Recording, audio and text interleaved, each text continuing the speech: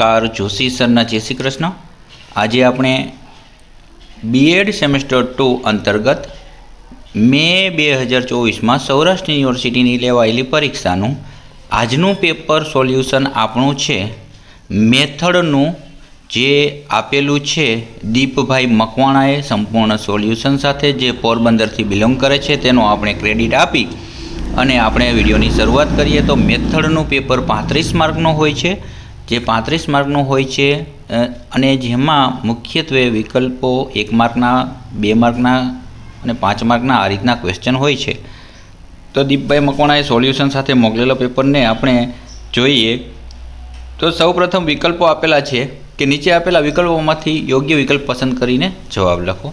તો મેથડનું પેપર હોય કે કન્ટેન્ટનું પેપર હોય, સમય ઘણો બધો મળતો હોય છે, તો આમાં તમને કદાચ બધા જ લખવાના હોય ત્યાં બધા જ લખશો, પણ ક્યાંક ઓપ્શન આપેલા છે ત્યાં પણ તમે દરેક પ્રશ્ન લખી નાખશો તો ચાલશે, કારણ કે અહીંયા તમારો સમય છે ને વધશે મારા ખ્યાલ મુજબ।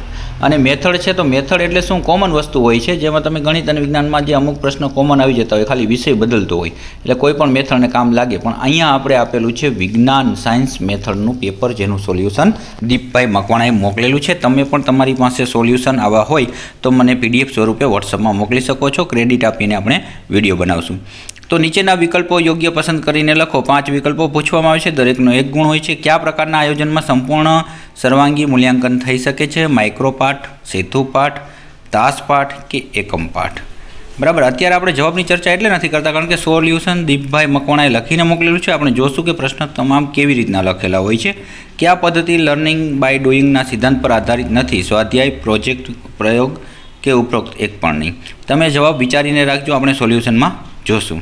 અધ્યતાએ શિક્ષણના ધ્યેયો કેટલા અંશે સિદ્ધ કર્યા તે જાણવાની પદ્ધતિસરની પ્રક્રિયાને શું કહે છે? તો મૂલ્યાંકન, પરીક્ષા, માપન કે અધ્યયન? વિજ્ઞાન મંડળના બંધારણમાં પ્રમુખ પદે કોણ હોય છે? આચાર્ય, ઉપાચાર્ય, અનુભવી વિજ્ઞાન શિક્ષક કે ઉપરોક્ત કોઈ પણ નહીં? કારણ આપો। પાકની ફેરબદલી કરવી જોઈએ આ પ્રશ્ન કયા વિશિષ્ટ હેતુનો છે? જ્ઞાન, સમજ, ઉપયોજન કે કૌશલ્ય? ત્યાર પછી 1 માર્કના પ્રશ્ન છે, દરેક પ્રશ્ન જોઈ લઈએ, જે જવાબ સાથે આવવાના જ છે, એટલે આપણે બહુ વાંચીએ નહીં, પણ તોય છતાં પાઠ આયોજનનો અર્થ છે, સ્વાધ્યાય પદ્ધતિની મર્યાદાઓ છે, ક્રિયાત્મક સંશોધનની વ્યાખ્યા છે, વિજ્ઞાન મેળાના પ્રકારો છે અને છાપેલી પ્રયોગશાળાની મર્યાદાઓ છે। ક્વેશ્ચન 3, જેમાં કોઈ પણ 5 લખવાના હોય છે, પણ આમાં જે કંઈ પ્રશ્ન આપેલા છે સાથે સાથે તો તમે તે લખી શકો છો, કારણ કે દરેકનો 2 ગુણ છે। એકમ પાઠ આયોજનનું મહત્ત્વ જણાવો। વિજ્ઞાનના કોઈ એકમને ધ્યાનમાં રાખીને 4 ગુણના જોડકા કસોટી યોગ્ય સૂચનાઓ સાથે તૈયાર કરો। મૂલ્યાંકનની સંકલ્પના સ્પષ્ટ કરો, તેના પ્રકારો જણાવો। વિજ્ઞાન શિક્ષણમાં પ્રાયોગિક કાર્યનું મહત્ત્વ લખો। વિજ્ઞાનને લગતા 2 સામયિકોનું નામ, પ્રકાશન સ્થળની માહિતી લખો। વ્યાખ્યાન પદ્ધતિની મર્યાદા લખો। ક્ષેત્ર પર્યટનના હેતુઓ જણાવો। ક્વેશ્ચન 4, નીચેના 7 પ્રશ્નોમાંથી કોઈપણ 5 પ્રશ્નોના ઉત્તર આપો। સારા એકમ આયોજનના લક્ષણો જણાવો। પ્રોજેક્ટ પદ્ધતિના સિદ્ધાંતો સમજાવો। ક્રિયાત્મક સંશોધનની વ્યાખ્યા આપી તેનું મહત્ત્વ જણાવો। વિજ્ઞાન મંડળનું બંધારણ વિગતે નોંધો। આકાશ દર્શન કાર્યક્રમનું આયોજન કઈ રીતે કરી શકાય? પ્રયોગ પદ્ધતિના અર્થ આપી મર્યાદા જણાવો। વિજ્ઞાન વિષયના કોઈ એક એકમ માટે નીચેના મુદ્દાઓ ધ્યાનમાં રાખી તાસ પાઠ આયોજન બનાવો અને એનું વિષય મેમુખને વિશિષ્ટ હેતુઓ જણાવો। તો હવે આપણે જોઈએ સોલ્યુશન દીપભાઈ મકવાણા પોરબંદરથી બિલોંગ કરે છે, તેને મોકલેલું છે, ઝડપથી જોઈ લઈએ સોલ્યુશન। નીચે આપેલા વિકલ્પોમાંથી યોગ્ય વિકલ્પ પસંદ કરી જવાબ આપો। કયા પ્રકારના આયોજનમાં સંપૂર્ણ સર્વાંગી મૂલ્યાંકન થઈ શકે છે? તો આપણો જવાબ છે એકમ પાઠ અથવા એકમ આયોજન। કઈ પદ્ધતિ લર્નિંગ બાય ડુઈંગના સિદ્ધાંત પર આધારિત નથી? તો ઉપરોક્ત પૈકી એક પણ નહીં। આપણે જે પ્રશ્ન છે તો આ રીતના લખેલા છે, પણ તમે 4 વિકલ્પ ન લખો તો પણ ચાલશે, ડાયરેક્ટ જવાબ તમે લખી શકો છો। અધ્યતાઓએ શિક્ષણના ધ્યેયો કેટલા અંશે સિદ્ધ કર્યો તે જાણવાની પદ્ધતિસરની પ્રક્રિયાને શું કહે છે? મૂલ્યાંકન। વિજ્ઞાન મંડળના બંધારણમાં પ્રમુખ પદે કોણ હોય છે? તો ઉપરોક્તમાંથી કોઈ પણ એક હોઈ શકે છે। કારણ આપો। પાકની ફેરબદલી કરવી જોઈએ આ પ્રશ્ન કયા વિશિષ્ટ હેતુનો છે? તો ઉપયોજન। નીચેના પ્રશ્નનો 1 વાક્યમાં જવાબ આપો। પાઠ આયોજનનો અર્થ સ્પષ્ટ કરો। તો શિક્ષણ કાર્યના સફળતાપૂર્વક સંચાલન માટે સંપૂર્ણપણે વિચારાયેલી પૂર્વ તૈયારી એટલે પાઠ આયોજન। તમે હજુ થોડું વધારે આમાં લખવું હોય તો લખી શકો છો, 1-2 કે પાઠ આયોજન એટલે શું? તો પૂર્વ આયોજન અથવા વર્ગમાં જતાં પહેલાં શિક્ષકમાં જે ક્રિયાત્મક રીતે જે પૂર્વ આયોજન, પૂર્વ ક્રિયાત્મક તબક્કો હોય છે એ પાઠ આયોજન છે, આવું લખી શકાય। સ્વાધ્યાય પદ્ધતિની મર્યાદા જણાવો। બધા શિક્ષકો સારા સ્વાધ્યાયની રચના કરી શકતા નથી. નીચલા ધોરણમાં આ પદ્ધતિ સફળ થતી નથી અને પૂરતું સંદર્ભ સાહિત્ય ન મળે તો આ પદ્ધતિ સફળ થતી નથી. મર્યાદાઓ કીધી છે, વચ્ચે જગ્યાઓ તમે છોડી શકો છો અને એક મર્યાદા વચ્ચે પણ એક લીટી છોડી શકાય છે. ક્રિયાત્મક સંશોધનની વ્યાખ્યા આપો. ક્રિયાત્મક સંશોધન એ એવી પ્રક્રિયા છે જે અંતર્ગત કોઈપણ સંશોધન કરતાં પોતાની સમસ્યાનું વૈજ્ઞાનિક ઢબે એટલા માટે અધ્યયન કરે છે જેથી પોતે વિચારેલા કાર્યો, નિર્ણયો, માર્ગદર્શન મેળવી શકે, સુધારણા હાથ ધરી શકે અને સફળતા કે નિષ્ફળતાનું મૂલ્યાંકન કરી શકે. વિજ્ઞાન મેળાના પ્રકારો જણાવો. વિજ્ઞાન મેળાના પ્રકારો તો વિજ્ઞાન જ્યારે આવા પ્રકારો પૂછાતા હોય, હેતુઓ પૂછાતા હોય કે કંઈ પણ આવું હોય તો તમે અલગ અલગ કંઈક થોડુંક રચનાત્મક કરી શકો છો. બરાબર છે. પગથિયા દોરો કે કંઈ પણ સ્ટાર દોરો કે કંઈ પણ. બરાબર છે. તો 7 પ્રકારો છે તો ક્રમ ન આપો તો પણ ચાલશે, પણ એની જગ્યાએ કંઈક સિમ્બોલ કરવા તો આપણે એકાદો પ્રકાર ભૂલાઈ ગયા હોય તો એમને ગણતરીમાં ન આવે.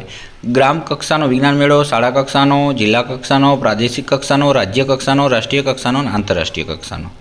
છાપેલી પ્રયોગ પોથીની મર્યાદાઓ જણાવો.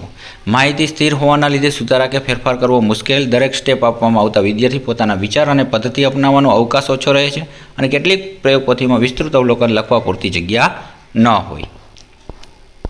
નીચેના પ્રશ્નોના ટૂંકમાં ઉત્તર આપો. એકમ પાઠ આયોજનનું મહત્ત્વ જણાવો. મહત્ત્વ, વિશેષતા, અગત્યતા, લાભ આ બધું એક જ વસ્તુ છે અને મહત્ત્વ હંમેશા આ રીતના અલગ અલગ જ લખાતું હોય છે.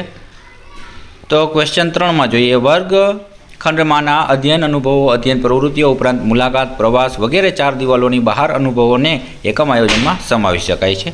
એકમ આયોજનની જે બનાવવાથી યોગ્ય રીતે પુનરાવર્તન દ્રઢીકરણ થઈ શકે છે. એકમ આયોજનના લીધે વિજ્ઞાનના અધ્યાપકની શક્તિનો બચાવ થાય છે, ઉપરાંત તેના શ્રમ અને સમયનો પણ બચાવ થાય છે. વર્ષના આરંભથી જ એકમ આયોજનના સંદર્ભમાં વિજ્ઞાનના અધ્યાપક સાધન સામગ્રી તથા સંદર્ભ સાહિત્ય પ્રાપ્ત કરવાનો જે પ્રયાસ કરે છે, જે પોતે એકમો અંગે સ્પષ્ટ થઈ જાય છે, તેને પોતાની મર્યાદાઓનો પણ ખ્યાલ આવે છે. વિજ્ઞાનના અધ્યાપક પોતાના અનુભવને આધારે પરિસ્થિતિ મુજબ વિજ્ઞાનના એકમ આયોજનનો યોગ્ય ફેરફાર પણ કરી શકે છે. એકમ આયોજનથી અધ્યતાઓને વિજ્ઞાનના અધ્યયનના સમૃદ્ધ અને ઘનિષ્ઠ વ્યવસ્થિત અનુભવો આપી શકાય છે. વિજ્ઞાનના કોઈ એકમને ધ્યાનમાં રાખી 4 ગુણની જોડકા કસોટી યોગ્ય સૂચના સાથે તૈયાર કરો. તો જોડકા કસોટીના પ્રશ્નમાં 2 કોલમ હોય છે. ડાબી બાજુ કોલમ ઉત્તેજના અને જમણી બાજુની કોલમ પ્રતિચાર તરીકે ઓળખાય છે, જેમાં પરીક્ષાર્થી ડાબી બાજુની કોલમમાં આપેલી દરેક વિગત સાથે રહેલી છે. જમણી બાજુએ આપેલી વિગતોમાં બંધ બેસતી વિગતો પસંદ કરવાની હોય છે. દાખલા તરીકે વિભાગ અ નો પદાર્થ અને વિભાગ બ માં તેના વક્રીભવન આપેલા હોય છે. તો પદાર્થ અને વક્રીભવનના નક્કી કરેલા પદાર્થ સાથે વક્રીભવનના આંકનો ક્રમ લખો. તો આ રીતના નમૂના સાથે તમે દર્શાવી શકો છો. પ્રશ્ન 3. તો હવે અહીંયા પ્રશ્ન કયા પ્રશ્નનો કેવો પ્રશ્ન 3 છે એ અચૂક લખજો, મેઇન પ્રશ્ન લખજો અને એના સંદર્ભમાં લખજો. બરાબર. અને પ્રસ્તાવના ઉપસહાર બને તો આપી શકો છો. દરેક પ્રશ્નમાં હું કહું છું. મૂલ્યાંકનની સંકલ્પના સ્પષ્ટ કરી તેના પ્રકારો જણાવો. આમુખ જે ધોરણોના સંદર્ભમાં મૂલ્ય વિષયક અંકન એટલે મૂલ્યાંકન. તો અધ્યતાના અધ્યયન વિશે પુરાવો એકઠા કરવાની પ્રક્રિયા એટલે મૂલ્યાંકન. મૂલ્યાંકનના પ્રકારો તો પ્રવેશમૂલક મૂલ્યાંકન, પ્રગતિમૂલક, નિદાનમૂલક અને પરિપાકમૂલક. વિજ્ઞાન શિક્ષણમાં પ્રાયોગિક કાર્યનું મહત્ત્વ લખો. તો વિજ્ઞાન શિક્ષણમાં પ્રાયોગિક કાર્યનું મહત્ત્વ નીચે મુજબ રહેલું છે. તો આમાં પ્રસ્તાવના ઉપસાર થોડું તમે લખી શકો. વિજ્ઞાન શિક્ષણ એટલે શું અને પ્રાયોગિક કાર્ય એટલે શું અને પછી એનું મહત્ત્વ, વિશેષતા, ઉપયોગિતા, લાભ કંઈ પણ પૂછે તો આ લખી શકાય. ભારત જેવા વિકસિત દેશમાં જ્યાં શાળાઓનો પ્રયોગો અંગેની જે આપણે કહેવાય કે ટાંચી સાધન સામગ્રી છે નહિવત છે, ત્યાં વિજ્ઞાન શિક્ષણ માટે આ એકમાત્ર ઉત્તમ પદ્ધતિ છે.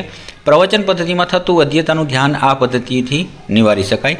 અધ્યાપક પોતે પ્રયોગ કરી તે અંગેના પ્રશ્નો પૂછે અધ્યતાનું મૂલ્યાંકન કરી શકે. જ્યારે અધ્યતાના ઉંમર, સાધનો જે જાતે વાપરી શકીએ એટલે પરિપક્વ ન હોય ત્યારે આ પદ્ધતિ ઉપયોગી છે. શાળામાં બધા જ અધ્યતાઓને વ્યક્તિગત રીતે જૂથમાં પ્રયોગ કરવામાં આપી શકાય એટલા સાધનો ન હોય ત્યારે આ પદ્ધતિ શ્રેષ્ઠ છે. નવા એકમની શરૂઆત નાનકડા દાર્શનિક પ્રયોગ દ્વારા કરી શકાય છે. મહત્વ, વિશેષતા પૂછે ને એટલે એના વખાણ કરવાના. બરાબર. જેના લગ્ન હોય એના ગીત ગવાય અને જ્યારે મર્યાદા હોય તો સમજી લેવાનું કે હવે એને આપણે નિંદા કરવાની છે. બરાબર છે. એટલે શ્રેષ્ઠ હોય, ઉપયોગી છે, આવું જ બધું આવે. વિજ્ઞાનને લગતા 2 સામયિકોનું નામ, પ્રકાશન સ્થળ વિશેની માહિતી લખો. તો કોઈ 2 સામયિક છે તો આમાં આપેલું છે સાયન્સ ટુડે, પ્રકાશન સાયન્સ સેન્ટર, પ્રકાશન સ્થળ ન્યૂ દિલ્હી. વિજ્ઞાન શિક્ષક તો પ્રકાશન all India science teachers association અને પ્રકાશન સ્થળ દિલ્હી 6. વ્યાખ્યાન પદ્ધતિની મર્યાદા જણાવો. મર્યાદા જો મર્યાદા એટલે શું? બરાબર છે. તો આલા લાભ ફાયદા હતા તો અહીંયા ગેરફાયદા. બરાબર છે. તો વ્યાખ્યાન પદ્ધતિ પહેલાં શું છે થોડું સમજાવી અને પછી અથવા પ્રવચન પદ્ધતિ કે વ્યાખ્યાન બે એક જ છે. લાંબુ પ્રવચન અધ્યતાઓમાં કંટાળો પેદા કરે છે. વ્યાખ્યાન પદ્ધતિમાં વૈજ્ઞાનિક પદ્ધતિ અને વૈજ્ઞાનિક વલણના અનુભવોને અધ્યતાઓને મળતા નથી. આ પદ્ધતિમાં માત્ર અધ્યાપક જ સક્રિય હોય છે, તેથી શિક્ષણની પ્રક્રિયા એકમાર્ગી બને.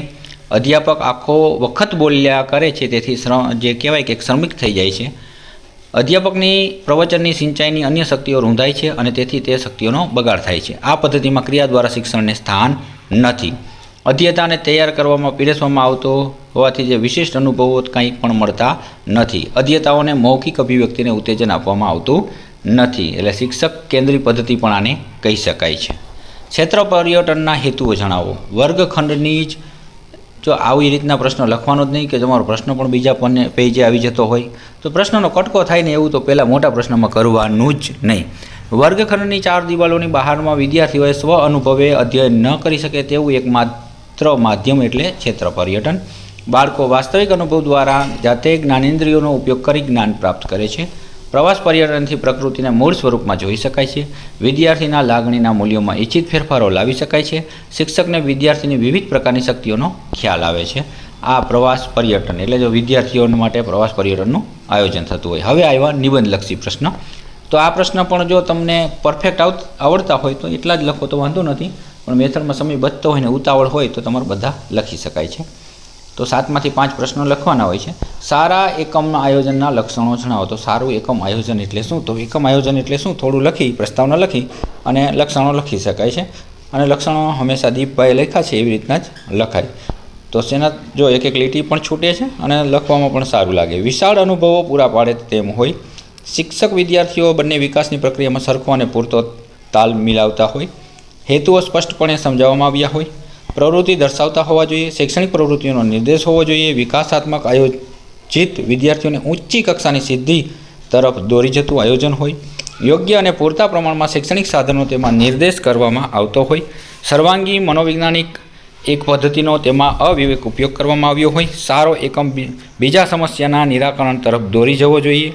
જ્ઞાનના વિભાગો વચ્ચે એક સૂત્રતા હોય.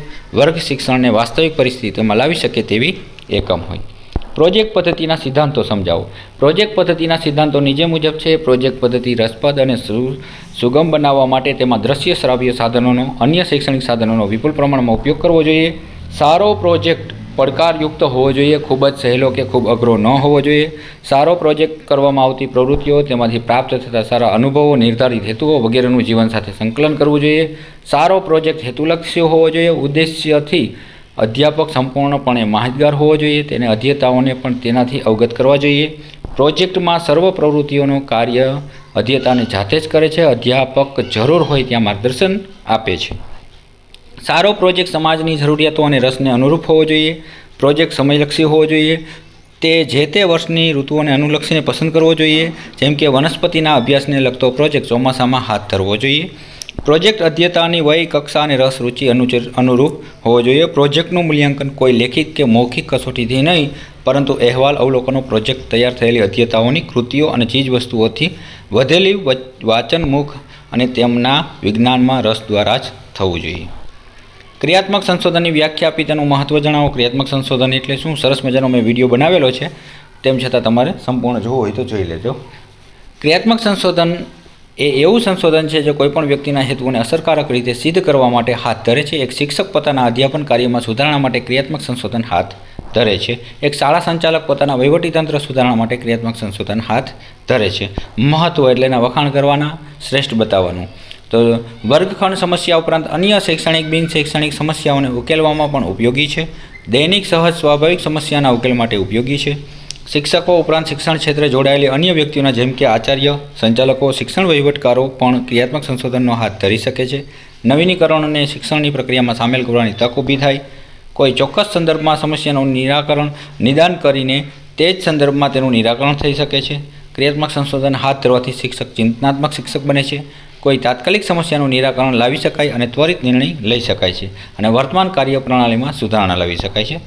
સંશોધન હાથ ધરવામાં આવતી બૌદ્ધિક ક્ષમતા અનિવાર્ય નથી. સામાન્ય કક્ષાની વ્યક્તિ પણ આવા સંશોધનો હાથ ધરી શકે છે.